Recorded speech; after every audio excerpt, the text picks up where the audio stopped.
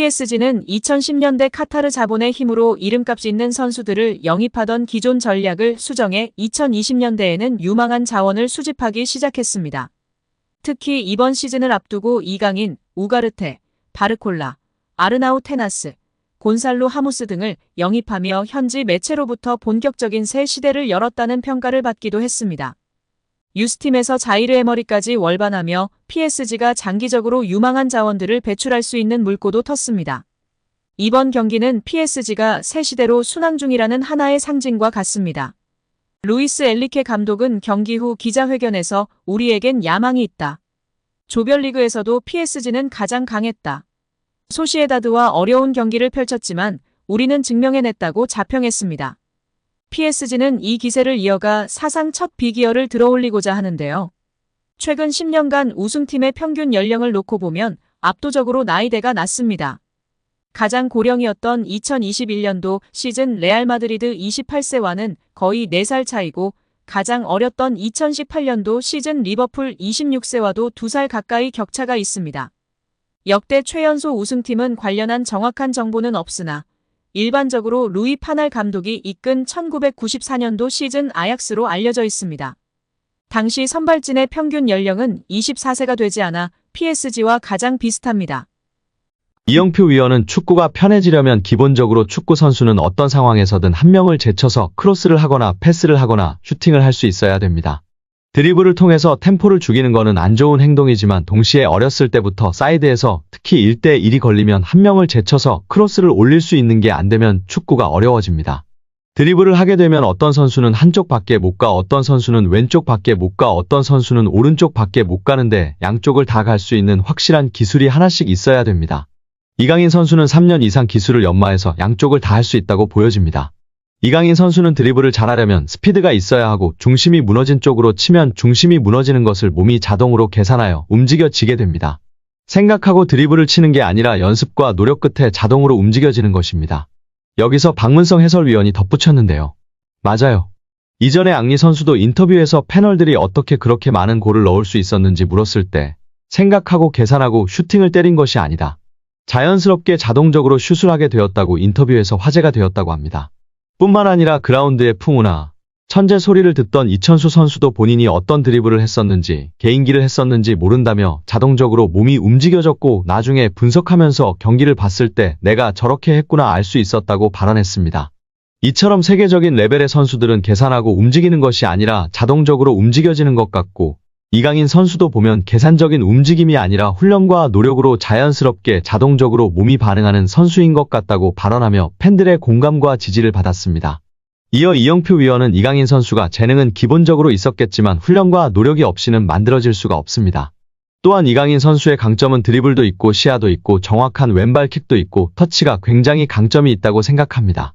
멀리 볼 수 있는 능력은 킥이 자신 있는 선수들이 자연스럽게 보여지고 나타낼 수 있습니다. 어떤 선수들은 드리블을 잘하는 선수는 자기가 드리블을 보여주고 싶어하고 패스를 잘하는 선수는 패스를 보여주고 싶어하기 때문에 좋은 킥, 멀리 보낼 수 있는 킥이 장점인 선수는 자연스럽게 시야가 넓어지고 시야가 넓은 것처럼 보여지게 됩니다. 어린 선수들에게 멀리 보라, 시야를 넓혀라 라며 가르치기보다는 좋은 킥을, 멀리 찰 수 있는 킥을 가르치면 자연스럽게 시합에서 연습한 킥을 보여주려고 하기 때문에 시야가 넓어지고 넓혀진 모습을 볼 수 있다고 발언하였습니다. 이어 최근 프랑스 언론의 비판에 대해서도 이야기했는데요. 이강인을 향한 언론 비판은 일도 신경 안 써도 됩니다. 한국에서처럼 선수를 비난 잘하지 않는 문화가 아닙니다. 한국에서는 정말 엄청나게 큰 잘못을 저질렀을 때 비난하나 외국은 그냥 막 합니다. 그들의 문화이고 경쟁이라 신경 쓸 필요가 전혀 없습니다. 유럽에서도 크게 신경 쓰지 않는 편입니다. 거기에 일희일비할 필요 없고 비난을 받더라고 원래 그런다 생각하는 게 팬들도 선수도 좋다고 발언했습니다.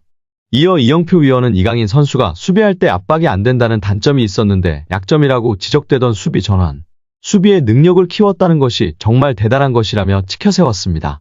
이는 특히 선수의 태도의 문제이기 때문에 이런 것들을 지적을 받으면 자기가 수비력을 키우는 게 아니라 나도 수비를 열심히 하는 척해야지 라는 선수가 있는데 이강인 선수는 진짜 수비를 하는 것이라며 극찬하였습니다. 특히 이런 태도를 갖고 있는 선수는 길게 선수 생활을 하고 겸손하기 때문에 대성하는 경우가 많다고 발언했습니다. 이강인이 유럽리그 랭킹 1위 잉글랜드 무대의 톱클래스 강팀 핵심 선수와 견줄만 하다는 분석이 나오며 화제입니다.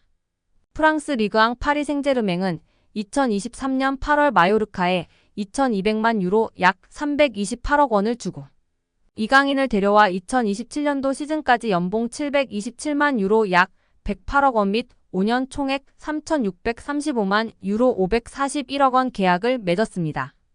2,200만 유로는 마요르카 구단 역대 2위 및 한국인 역사상 세 번째로 많은 이적료입니다. 이강인은 PSG 소속으로 2023년도 시즌 리그앙 23경기 3득점 4도움, 출전 평균 64분을 뛰면서 90분당 공격 포인트 0.43으로 활약했습니다. PSG는 유럽클럽 전체 랭킹 6위, 프랑스는 유럽리그 랭킹 5위인데요. 저명한 축구 통계 매체 옵타 스포츠에 따르면 미드필더로서 이강인과 가장 비슷한 선수는 프리미어리그 준우승팀 아스널의 주장 마르틴 웨데고르입니다. 70개 국가 및 30종목을 대상으로 하는 글로벌 통계회사 옵타 스포츠가 최근 365일 유럽 5대 리그 및 챔피언스 리그, 유로파리그 자료를 토대로 선정한 비교 대상을 발표하며 팬들의 관심을 받고 있습니다. 아스널은 2023년도 잉글랜드 프리미어리그 준우승을 차지했는데요. 잉글랜드, 이탈리아, 스페인, 독일, 프랑스는 유럽리그 랭킹 빅5입니다. 챔피언스리그는 유럽축구연맹 1등급, 유로파리그는 2등급 클럽 대항전입니다. 이강인은 개인 능력으로 상대쪽 경기장 파이널 서드에 진입한 횟수와 공간 침투로 PSG 동료 전진 패스를 받아낸 빈도 둘 다 유럽 메이저 대회 미드필더 상위 1%에 해당했습니다. 혼자서 위협적인 공격을 펼칠 수 있는 데다가 수비가 헐거운 지점에 대한 공간 지각과 상황 인식, 언제 파고 들어가는 것이 가장 효과적인지에 대한 타이밍 판단, 옆이나 뒤로 향하는 전개보다 리시브가 까다로운 전방으로 나가는 패스를 상대 저지를 뿌리치고 내 볼로 만드는 기술이 월드 클래스라는 얘기입니다. 따라서 이강인이 페널티 박스에서 단독으로 들어간 횟수가 최근 365일 유럽 5대 리그 및 챔피언스 리그 유로파리그 미드필더 상위 2%라는 어마어마한 결과가 나왔습니다.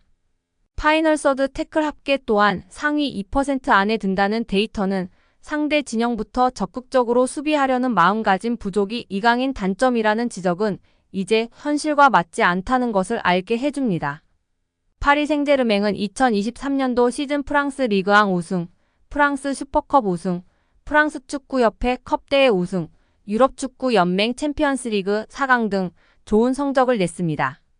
이강인은 라이트 윙, 레프트 윙백, 중앙 미드필더, 폴스9 등 서로 다른 5개 포지션에서 공격 포인트로 골에 관여한 것이 인상적입니다.